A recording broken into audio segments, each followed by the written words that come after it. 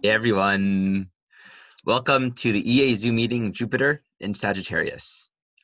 So Jupiter in Sag is my home placement for Sagittarius.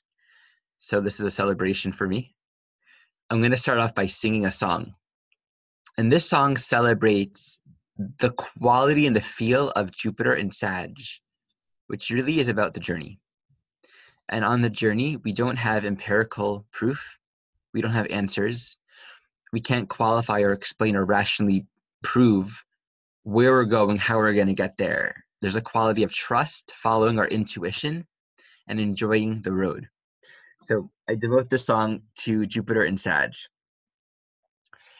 Dancing in the joy, dancing in the joy, joy, joy, joy, joy, joy, joy, of the unknown, of the great unknown. Da da do do do. Dancing in the peace, dancing in the peace, peace, peace, peace, peace, peace, peace, of the unknown, of the great unknown. Da da do do do. Dancing in the love, dancing in the love, love, love, love, love, love, love, love, love, of the unknown, of the great unknown. Da da do do do,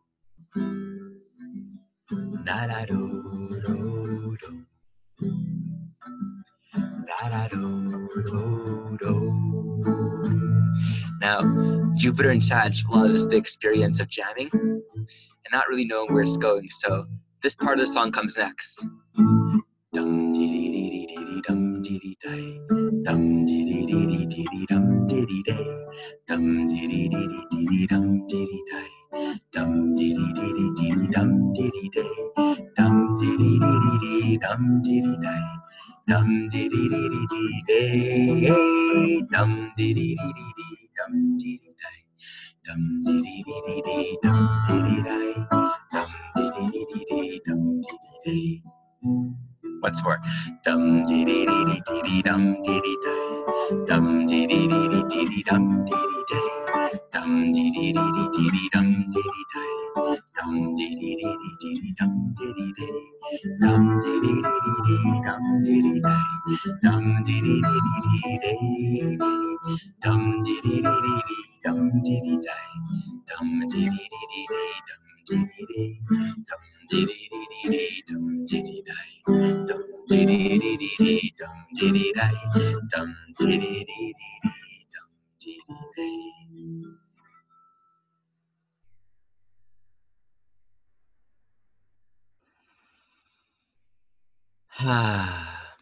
All right. And I next want to share with you a quote. I'm not going to share the quote because it's on my phone and I'm using my phone to shine light on my face. But the quote's from Chad Wilkins, a beautiful musician brother. And he said something like, the point of life isn't to understand the mystery, it's to revel in it. It's to experience it. And one of the key features of Jupiter, wherever it transits, anywhere in the chart, transit needle, is where we have a direct experience of reality. And this direct experience is something that we cannot qualify or explain in any other way than it's a direct experience. So what's a direct experience? Nature, natural, simply experiencing life as it is. The more pure and direct and unfiltered, uncomplicated any moment's experience is, the more accessible the truth of it is. The moment and what it reveals to us is accessible as how unadorned our minds are. And one of the things that is revealed in this Jupiter journey is that truth is always self-evident. And there's that Buddhist saying that just like the water in the ocean tastes salty, the truth tastes like freedom. So you know it. Like you don't have to ask, is this truth? Because you know what it tastes like. Everybody can recognize and taste and sense the experience of freedom. And truth is freedom because truth always gives permission for everything to be what it is. The truth is inherently validating. It's inherently permissible. It gives space and complete allowance for what is. So then on all of our journeys, the only thing that keeps us from this direct experience of this ever permissible, allowing, inviting, freedom-giving truth is the complications in our own mind. And within the Jupiter archetype, wherever it transits, and this is anywhere, there are basically two reasons why we create complications. One, we want to believe that we already know. And this believing that we already know can simply be an underlying existential need to say, I'm not lost. I figured it out. I know how to live here. I know what this is all about. And so then we interpret Jupiter, life experience, according to our sense of what we've already come to believe and understand. The other mechanism that gets in the way of truth is the insistence upon not knowing, the insistence upon looking and seeking for something else, which is a psychological state of not knowing, not understanding, not believing that the truth is always right now, that the answers to our life experience and to who we are is always right now. But this is a classical Jupiter Sagittarius. The grass is always greener. There's always somewhere else to go. And so in this obstruction of direct truth experience, there's a stubborn insistence upon not now, not here, not with you, not with me, not now, not this path, not this moment, which means it's always going to be something and somewhere else, which means the mind's always waiting to get out. So there's an inherent and deep restlessness with Jupiter. So when we put Jupiter in Sagittarius, the archetype of Sagittarius is to understand. The domain of consciousness of Sagittarius corresponds to our cosmological understanding of reality. It's how we piece together and understand what this is all about. And so whenever Sagittarius is activated, we're metaphorically and literally going on the long journey. We're on a pilgrimage. And the quality of pilgrimage is this is an unknown experience. I've never been here before. I don't entirely know where it's going to go, but I'm called to go. I'm called to walk this path, to learn more, to discover more along the way. So as we become more and more available to Jupiter and Sagittarius's potential to open up for us a great path of discovery, of learning more about the truth, learning more about who we are, the main thing that's necessary is one, we let go of our beliefs. We let go of our ideas, of our convictions about what this is supposed to be like. And two, we let go of the strong conviction of not knowing, that we can't know. One of the things that Jeff Green beautifully taught is there's a difference between belief and knowledge. You can have certain knowledge, absolute certain knowledge, and it's indisputable. And when you have knowledge, you have nothing to prove. Earlier today, I got into a really annoying debate with some of my colleagues about whether the archetype of feeling corresponds to Cancer. And I was adamant that it doesn't, that feelings and emotions are not the same thing by fundamental definition. And I, Mr. Sagittarius, got so identified with it. It was so irritating. And that's kind of unusual for me to get so identified, but of course, because of a course we're teaching, we need to be all on the same page. So I was really holding on to the strong idea of this is the answer. I have Sagittarius in the third house, words. And I'm wanting to seek the deeper meaning of words. I'm wanting to understand what the truth is.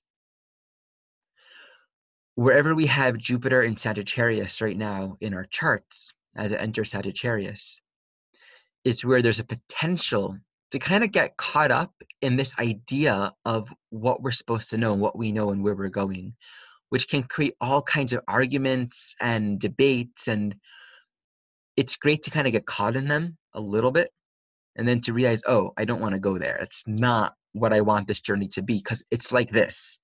You're on a traveling road. You're in your car or your horse, and there's this profound sense of wonder. There's an underlying sense of there's so much to learn. There's so much to know. There's so much we get to find out. And then at some point you come across someone that says, your horse is a stallion. And you're like, no, it's a unicorn, actually. And you spend days arguing it, pulling up points, debating it, and proving your truth. And you turn to your holy book to yada, yada, yada. To really fully know the truth isn't to have a fixed answer that says, I know I'm right and they're wrong. It's to be content with your own experience. Right? So like the truth never says, I'm right. What I find is that stance, I'm right, isn't really truth. It's an identification with rightness. Like if we really look at it honestly, because the present moment truthful experience is always so intimately right now that it almost eludes our mind. The truth of I'm right isn't that you're right, it's the energetic of that experience. And we often forget that what's happening right now aren't the thoughts or the words we're trying to propose, it's the energy of this moment. And the truth is always this moment, and we could trick ourselves into making it about our thoughts about this moment. The mind will never ever know what this moment means. And that impulse for security means we're always trying to seek for a belief, for a construct, for a cosmology that we can put onto this moment, that we can create about our lives. And so we see people doing this all the time. I grew up as an Orthodox Jew, and there's a period in my life, and this is actually when Jupiter was in Gemini, opposing Sagittarius. So Gemini represents exposure to new ideas and thoughts. And it was opposing my Jupiter in Sagittarius. So I was at this yeshiva college, a Jewish boys' school. And I got to this point where I was questioning the rabbinical authority.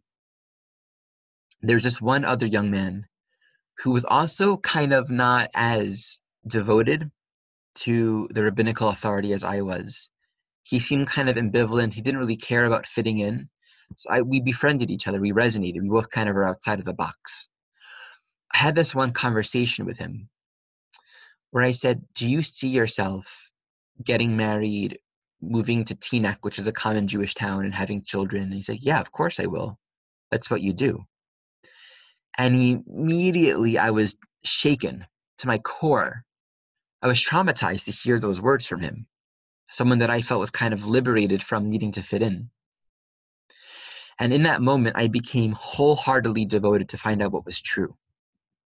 And something that hit me one day after I read so many books, did a 45-page term paper on the topic of angels in the book of Genesis, going through the Hebrew Bible and taking notes and all that stuff. I was reading a lot of scholarly texts and Bible criticism. I wanted to know, is the Torah true?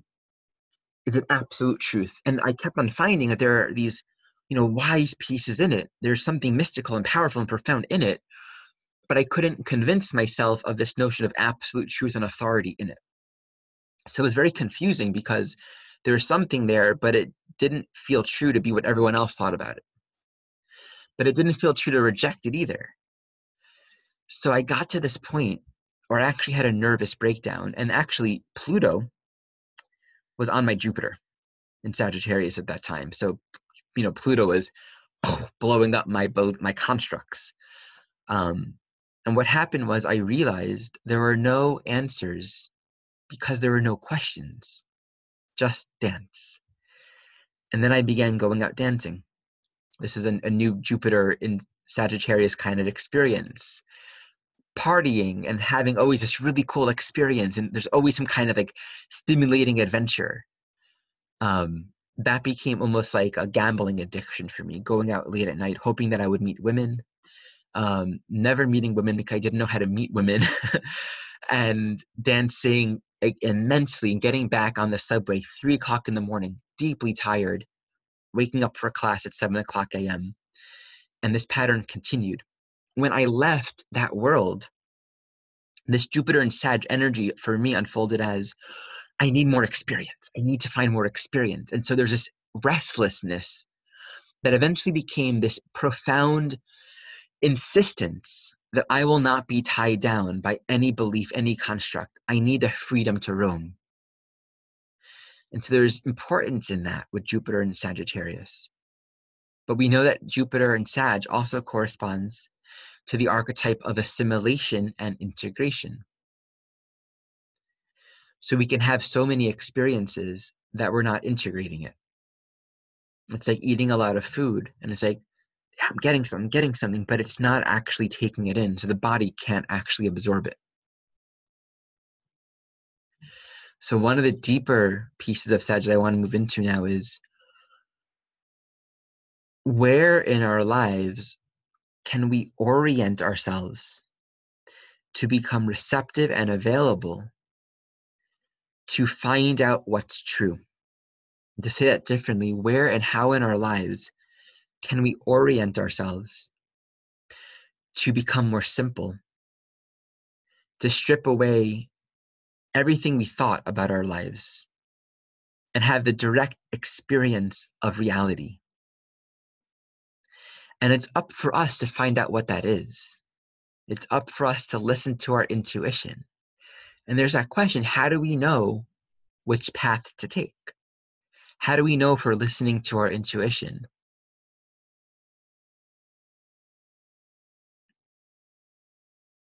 In a way, the question itself reveals the answer. And that's the thing with Sagittarius. If we can slow down, catch ourselves in the questioning, catch ourselves in the seeking, there's an opportunity to pivot in that moment. Like, what am I looking for? What's my intention? When we get drift of that, when we connect with that, we can go deeper and deeper into the real purpose of our own lives. Jupiter does correspond to the energy of synchronicity. And there can be this really cool experience of, you're out in nature and everything seems to mirror and reflect and be a teacher and showing up as a mirror to your own inner experience. This can be taken in a way where you're always Googling the symbols that appear, like a swan passed by me. Jupiter, what's the meaning of it? By the way, Aquarius Uranus sort of is the inherent symbiotic oneness of the one community kind of always speaking, and it speaks a language the mind doesn't necessarily comprehend. We interpret it through Jupiter. So it's like, what are these number symbols? What does that mean? What do these animals mean? What do these dream symbols mean? And yet, all of these experiences, they manifest for us in a state of innocence. They manifest for us in a state of non-seeking, of non-looking. And how interesting it is that so often we turn to the book. We turn to the sources. We turn to the internet. We turn to the mind in order to find interpretation and meaning for something that itself arises from a direct experience.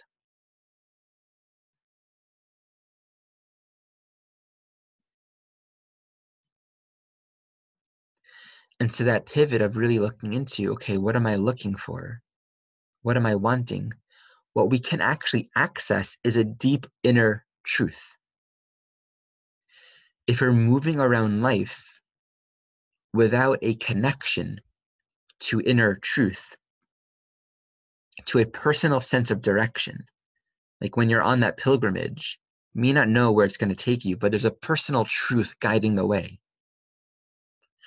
If we're not in touch with our motivation for movement, then we're just lost, restless and lost and seeking. And we can get caught up in swirls of identity, swirls of experiences for months and years or lifetimes at a time. But if we connect with what's my intention, what am I looking for? What am I seeking? There's something precious that I find becomes available in that moment. And what becomes available, founded upon self-honesty, is a spaciousness to say, well, then right now, I wonder what the next step is. Right now, I wonder what the truth is. I wonder what is here now. What is the reality and the truth of my own existence? What is next? And depending on our makeup, depending on our chart and how pretty much Sagittarius we are, and how this transit is really kind of destined to be for us, this year with Jupiter in Sagittarius can take us all kinds of unexpected places. I once had a dream where I heard the lyrics to a Red Hot Chili Pepper song, and it was something like, where I go, I just don't know. I've got to take it slow. When I find my peace of mind, I'm gonna give you some of my good time.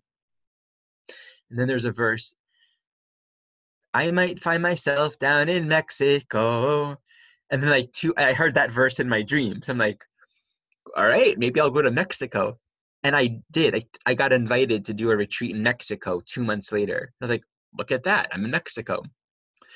So there's this potential for Jupiter and Sagittarius to take us places we truly, genuinely did not expect to go. And to be simultaneously free and open to move and not trying to figure out where. It opens up so much joy in this present moment. So I want to look here. Okay. One of the main pieces that Jeff Green talked about with Jupiter, and I love this piece, to me it's like one of my favorite things to meditate on, is you got to let go to receive. Letting go is a prerequisite to the famous opportunities and abundance that we know often comes with Jupiter. It's inherent, right? Because if you're holding on to the old, to the small, you can't make way for the big. So letting go is always at the core about our beliefs. It's about some kind of worldview or construct that we're familiar with. Now, if you have Jupiter transiting through your 7th house, what kind of relationships might you need to let go of? If you have Jupiter transiting through your 10th house, are you stuck in a career or a job that isn't serving you? If you have Jupiter in the 1st house, are you committing to things that are inhibiting your need for absolute freedom of movement? If you have Sagittarius in your 6th house, are you stuck in this healing practice that's actually requiring too much attention to detail and inhibiting this natural intuitive flow and experience? Wherever Sagittarius is in your chart, this is where you can let go. It's Ganesha. I'm not wearing my Ganesha shirt. Ganesha is the remover of obstacles. And what that means is it's taking away the blinders of our perception, essentially, that's keeping us from that free road ahead of us. One of my favorite songs, by the way, when I was a child, obviously, you wouldn't be surprised, was Life is a Highway. I used to love listening to that song. And of course, I live in my van, so it's really apropos. And to experience that life is a highway, I want to ride it all night long. That joy, that sense of I am on my path and I'm free, but I'm going somewhere and this is relevant, this is true for me. We have to know how to let go. We have to be able to let go of what is keeping us from our authenticity. And one of the things that's hardest about that in terms of letting go is sometimes what we've created for ourselves looks great, right? We can be a professional. We can be 3rd house. We can be a writer that people love how we speak, or a role that requires articulation. 4th house, we can be living in a home environment where there's a lot of food and care and nurturing, but at the same time, there can be this deep sense of, I want to be on the road. I want more freedom. There's more to experience. There's something else out there for me. So I have Sagittarius in the 4th house. And I talked about this a lot before, but I want to speak about one specific thing. Many years ago, about 8 years ago, I had a dream where a certain person came up to me and asked me an astrology question. Meanwhile, I'm playing this really cool Indian instrument, and I ignored her, and I just kept on playing my instrument. And I was like, ooh, I don't have to be an astrologer. And the words were spoken to me, pursue home. And it took many years for me to understand what that meant, because when I thought about pursue home, I was like, well, pursue home, doesn't that mean I'm not home yet?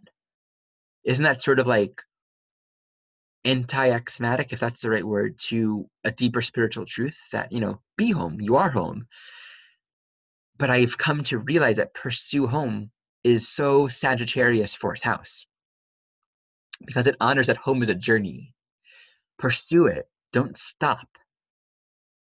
Keep on looking for it. But that looking for it has to be rooted in a genuine self-inquiry. Like, what is home? How can I feel more at home now? How can I feel more safe? How can I give more space for my emotions? How can I feel more cared for? How can I feel more loving connection and family in my life? That's pursuing home. Being in my van, walking into it and being cold and there's a draft and feeling like, how can I make myself feel warm and held? Right? Fourth house is anything that holds. It's containers. It's a womb. So I really invite everyone to take that inquiry. Where is Sag in your chart? What does it look like for you to have that inquiry into, how can I make this more of this? How can I expand my experience of this and keep on going? And what do I need to let go of? What limiting beliefs do I need to let go of in order to receive more?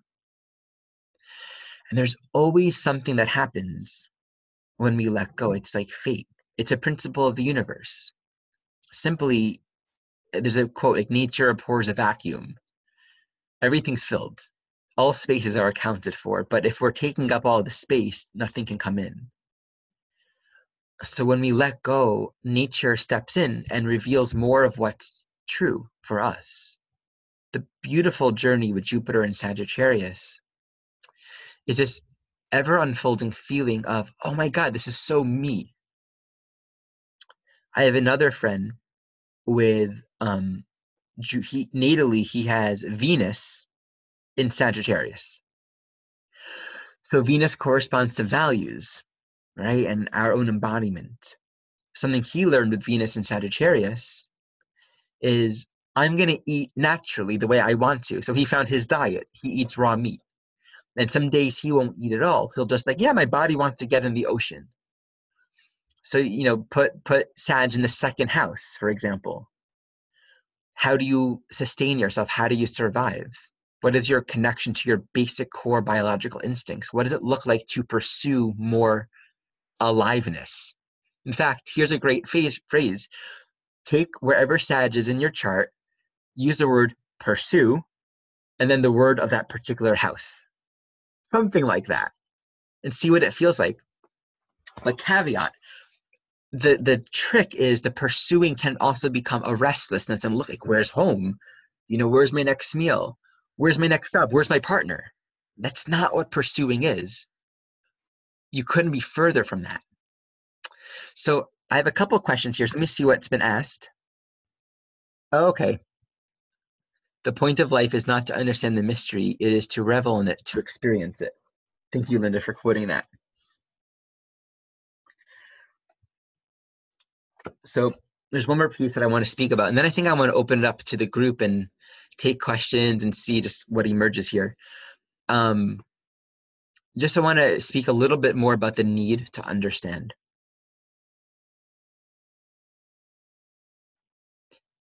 If we look at it, oftentimes the need to know is something that often predominates our consciousness.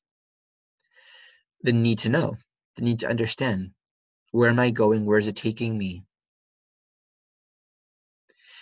And we all know, though, that the best traveler is one that has no fixed plans and is not intent upon arrival. And we also find that that traveler has the greatest experiences. That traveler reaches their destination quickest, most effortlessly, most fully, and there's a feeling of being completely held and carried. to not need to understand implies trust and faith. And those are one of the key words of Sag. The greater mystery of life, that's Pisces. Reality itself is Pisces, and our understanding and our comprehension, our intuitive understanding of it, that's Sag. So here we are in this great mystery, oneness, Pisces. And then to be on this journey, continuing on this path, and to relinquish the need to know. It means trust and it means faith. Okay, so may that be for all of us during this Sag journey.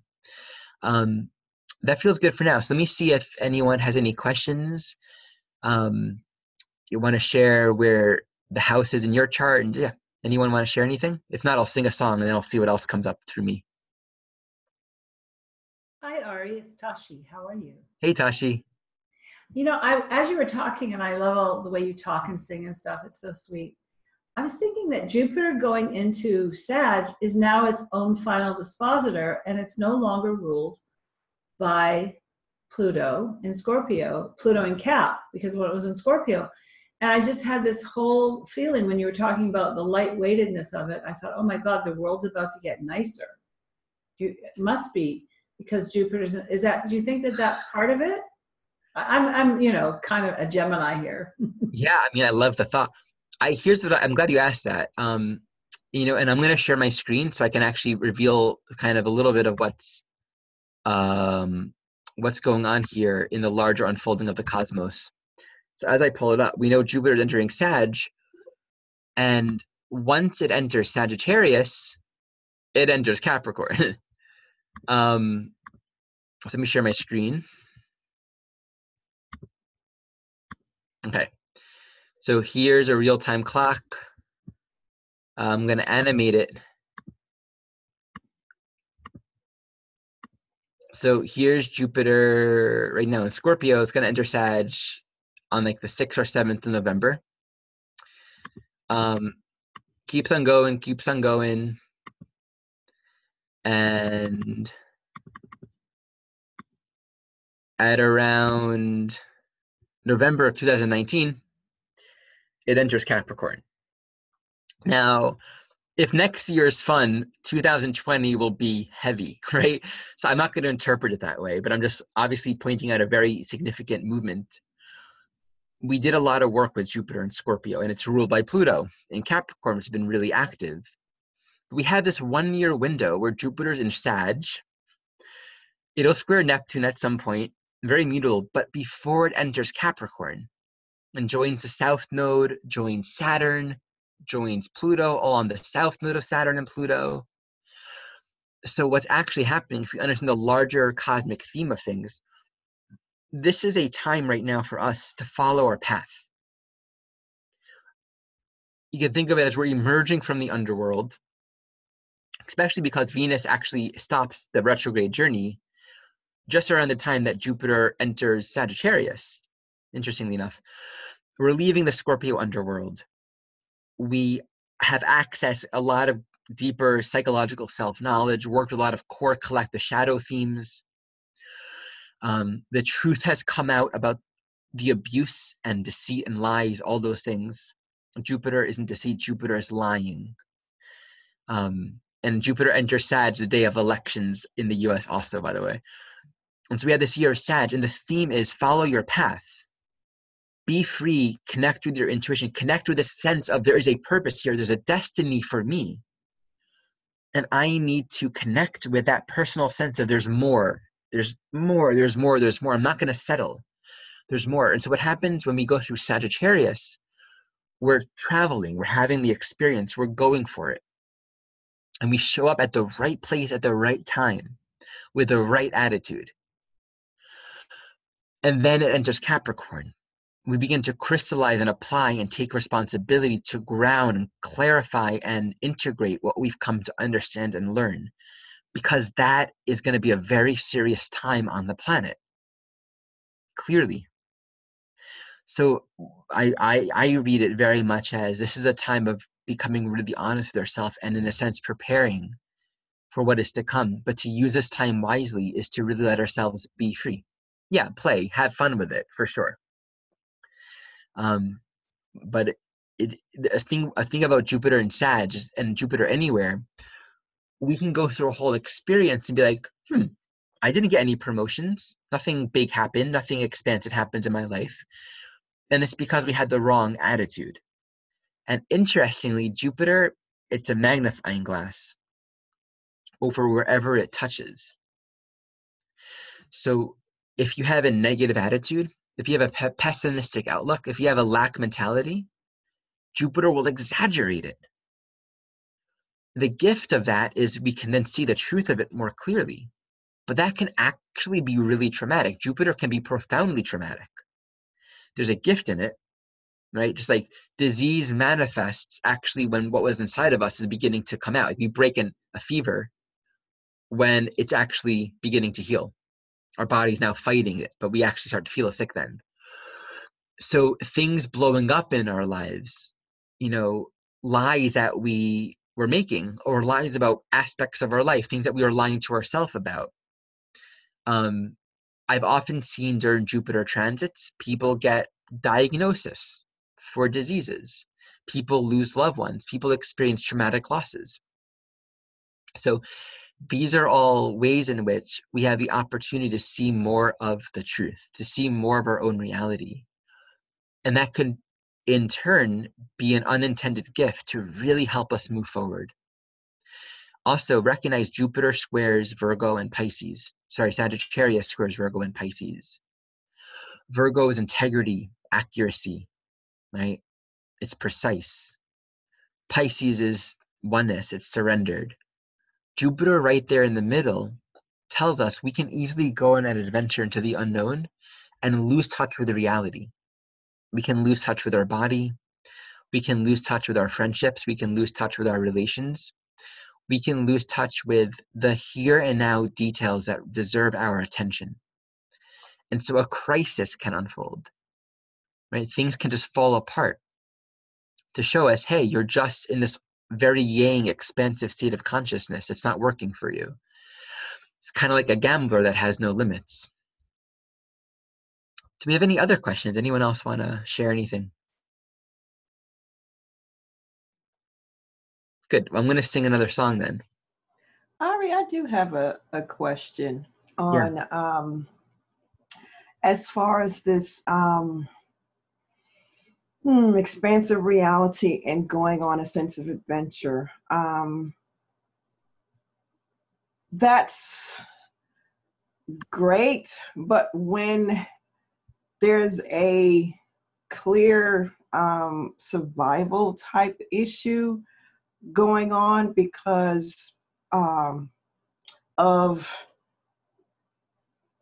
society, a certain segment of societal's beliefs that threaten someone's survival.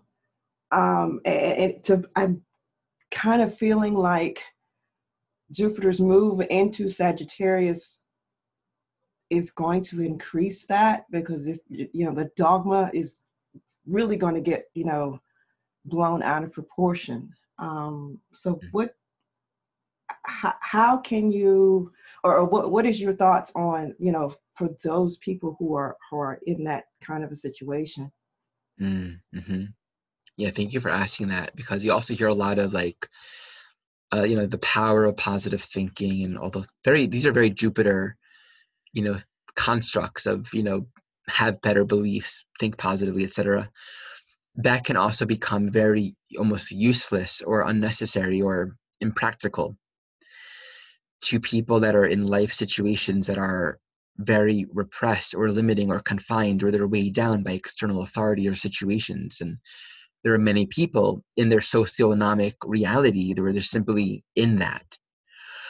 And so we have to also remember that a part of this evolutionary journey is not just the personal will working on an attitude to make things work out and moving forward. So much of this life is to shape us and take us down the path.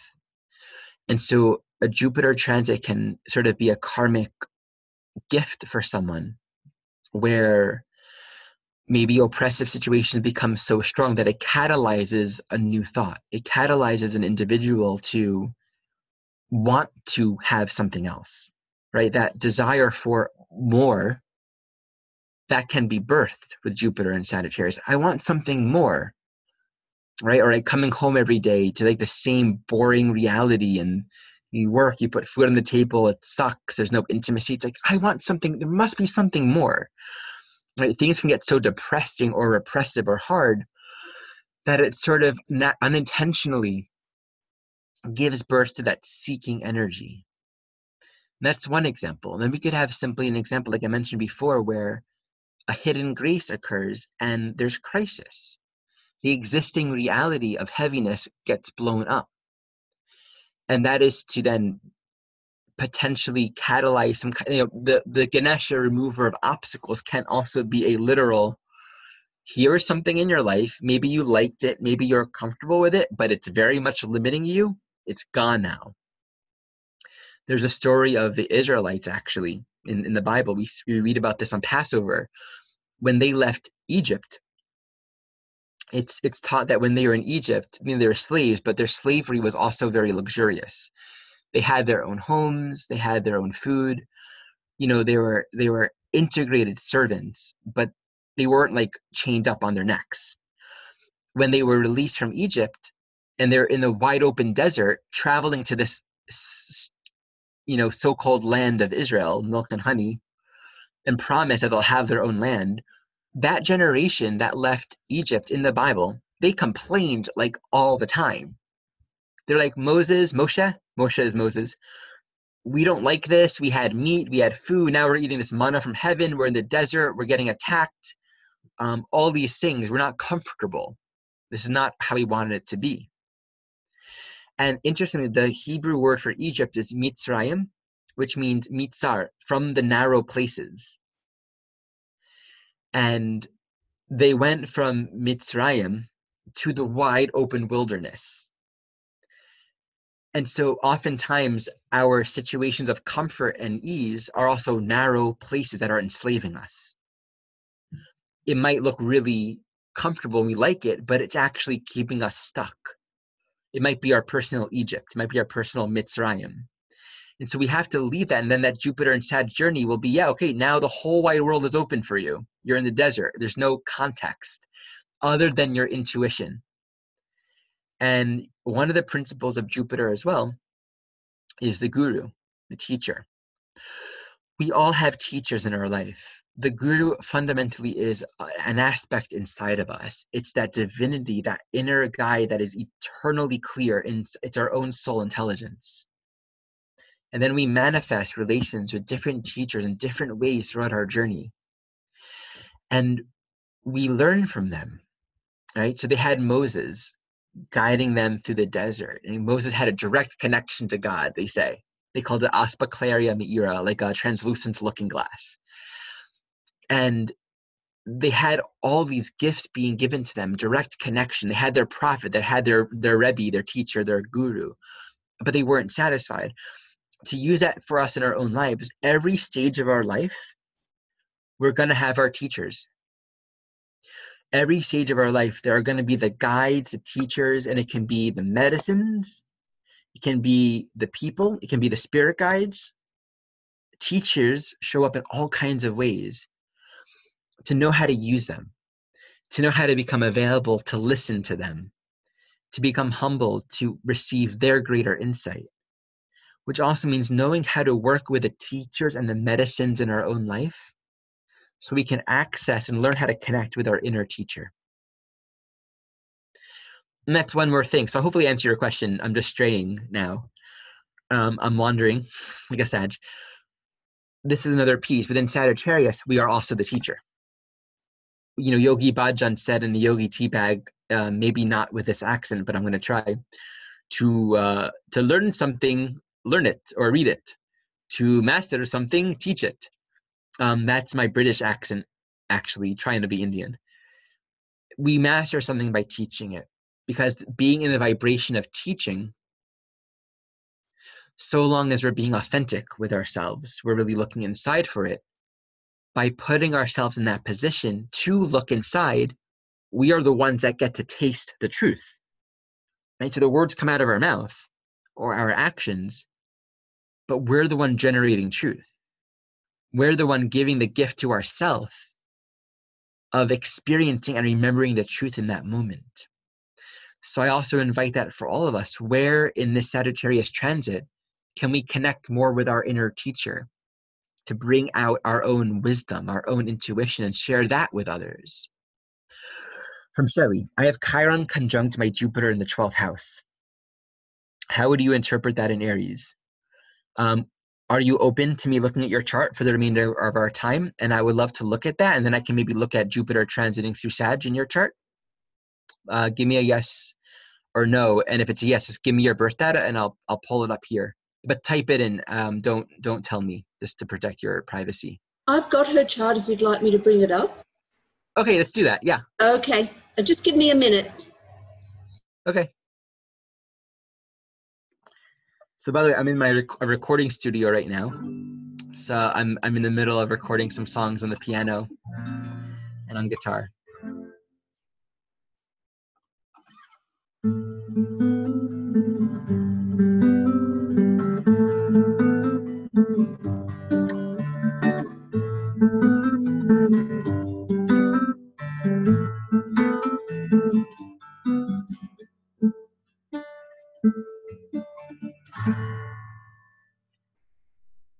Well, I'll sing a Ganesha mantra until you're ready, Linda. Ganapati Om Jaya Ganapati Om. Ganapati Om Jaya Ganapati Om. Ganapati Om Jaya Ganapati Om. Ganapati Om Jaya Ganapati Om. All right, here we are, Shelley's chart. Okay. Thank you, Linda. So, a quick tune in. South Node in Taurus. Venus rules at 10th house in Aquarius, conjunct the moon, and Mercury all squaring the nodes. North Node in Scorpio. We are a 6th house Pluto in Libra. Okay, and we have Jupiter in Aries. Let me just take a moment and tune into this.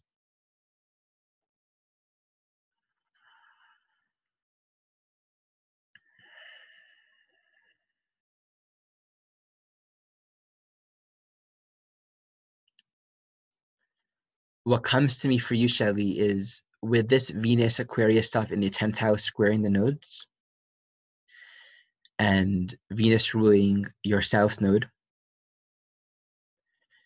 your Aries in the 12th house, Jupiter and Chiron conjunct each other, ruled by Mars in the 2nd, which itself is ruled by Mercury, which is with that Venus and Aquarius squaring the nodes. One of the themes here is learning to stand on your own 2 feet. There's a great emphasis here in claiming a raw power and strength and an implied independence that allows you to break free from constrictions that keep you from your own individual purpose, your own destiny. Of course, that Aquarius says so much about your own values in the world and merging that with other people, letting yourself be seen, letting yourself be included, healing trauma around exclusion and isolation, all those kinds of things. When we look at Aries in the 12th house with that Chiron and Jupiter, the specific trauma around that is the archetype of, imagine the energy of going off alone, traveling completely by yourself in the literally, so the example of the wilderness is great for you, because in the 12th house there's no context, and Aries, you're completely alone. And this is ruled by Mars in the 2nd, so there has in past lives been a survival crisis for you where you've needed to learn how to fend for yourself. Mercury, Gemini, be mentally agile, be able to adopt, and know how to survive and take care of yourself and answer for your own self.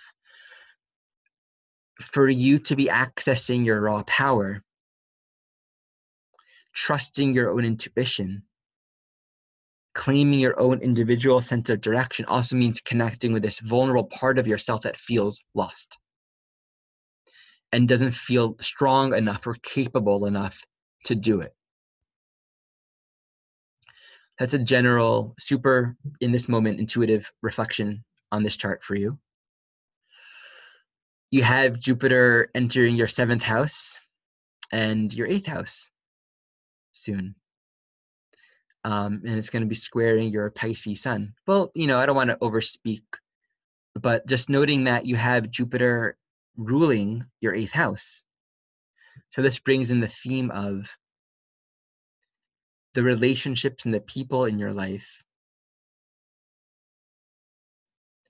and where you are learning to integrate your spiritual path, your spiritual practice, which is very intimate and alone, independent, with intimacy with others. And what this tells me is, in part, Jupiter in the 12th in Aries, strong leadership, connected to source, ruling a part of your 7th and your 8th house. This is guidance for other people. This is almost like taking this great, expansive, wide view wisdom, which also connects with your sacred heart, your delicate heart, and sharing that with others, bringing yourself into a space where you can illuminate and be a guide, be a mentor, be a way shower for other souls. So that's what's here now. Do you want to speak about this and ask any questions or share any more? No, I just want to say thank you. I felt incredibly a great interpretation. I definitely feel like that's all very true and kind of unfolding very interestingly. So, and I definitely have recently also been, I've always been independent, but, recently really thinking about how can I be resourceful from a deeper level within myself versus just, externally. And I do feel like I am supposed to serve people and help people, and tap more into that. I was kind of curious about the Jupiter and Chiron. Your interpretation was that it was like a wound in the past that that's related to that Mars and that Mercury, but which makes sense. But at the same time, it's like, I guess it's like the healer and the wound are kind of the dark and the light. They're tied, right? So absolutely, yeah. And because what I would really want to say for you is there is an immense wisdom and a depth of experience, direct experience. It's so intimate and personal to you. Like your relationship to the divine is so in you. It's just a very rich inner experience. And then translating that out into your lived worldly human experience is a part of the challenge of those signatures. Being able to take something that's so private and intimate, not doubt it. Right. And so it's like you get to taste and really access that medicine by sharing that with others. Right. Yeah, it's the doubt. It's hard to figure out how to externalize it. So maybe that's that ultimately Mercury in the 10th. But thank you. That was a really. I may ask, what do you do professionally? I do marketing. Okay. And I like to write, so the whole stellium up there. But I do feel like I've always been, like, in my 20s, I always thought I was going to be a counselor or psychological counselor. Yeah. And I didn't do it. It was like I'd have dreams about it. I felt like it was my calling, but I just couldn't quite do it. And then I just, I kept on with marketing, and now I think perhaps it's like I'm still unsure of how I'm going to do this, whether it's through like hands-on healing or it's through counseling, or I hope I do it. But I'm kind of at a crossroads where I'm like, okay, if I move to another job or another profession, I want this to be meaningful. Like, this is my midlife. Like, what am I doing? So it's time to do something. Beautiful. Yeah. I'm excited for that journey for you. And if you're okay, I wanted to share a little bit about, your 8th house. And if you want to give a catchphrase for, pursue something for Sag in the 8th house, it's pursue death, pursue the soul, pursue evolution. Right. And that sense of wanting to be a counselor or soul worker is a word that I would use for you. Is very relevant in your chart. North Node in the 7th, Neptune in the 8th. And so one phrase that came to me while you're speaking about this was, Jupiter is a Sherpa, takes people on a journey. and helps them with the path. In this case, you're helping people navigate the terrain of darkness, the terrain of the unconscious, the terrain of the deepest, scary shadow places. And how are you doing that? You're throwing them to God and letting them find their way and holding space for it. It's like Jupiter and Aries in the 12th is like, throw them into the void. Relative to Sag in the 8th house, you're a shaman of the deeper realms, the deeper worlds, and going on a path to really find out more about the deeper aspects of our being. I totally validate that calling to move in that direction. Yeah, it's that feels like a really exciting and important path for you. Thank you. Thank you so much. You're welcome. All right, everyone. So, any other questions? If not, I will close with one song.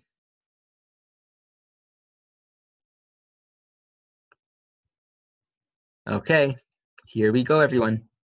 So, whoa, whoa, whoa, whoa, whoa, whoa, whoa, whoa, whoa. Oh, this moment, I declare, couldn't be better anywhere. Ooh, all these feelings I surrender. True love is here, I remember. Whoa, whoa, whoa, whoa, whoa. Whoa, whoa, whoa, whoa. This is it, there is no other. Only this moment, just this wonder. Give your mind to the oneness. Return your mind to the oneness. Whoa, whoa, whoa, whoa, whoa. Whoa, whoa, whoa. And now another elf fairy jam. Here we go. Na na na na na na na na na na na na na. Na na na na na. Whoa, whoa, whoa. Na na na na na na. Na na na na na na. Na na na na na. Whoa, whoa, whoa. Na na na na na. Na na na na na. Nine, nine, nine, nine, nine, nine. Whoa, whoa, whoa. Nine, nine, nine, nine, nine, nine. Nine, nine, nine, nine, nine. Nine, nine, nine, nine, nine, nine. Whoa, whoa, whoa, whoa. Whoa, whoa.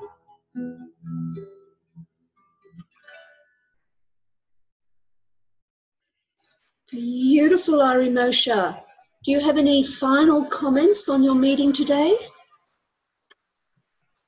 You don't have to know what you're doing before you start. That's the short version. Yes. Truly, Okay, but do well, start. thank you so much from all of us. Thank you, Would everyone. all please thank Ari Moshe Wolfe. Thank you. Thank you. Bye. Good night. Thank you, Ari.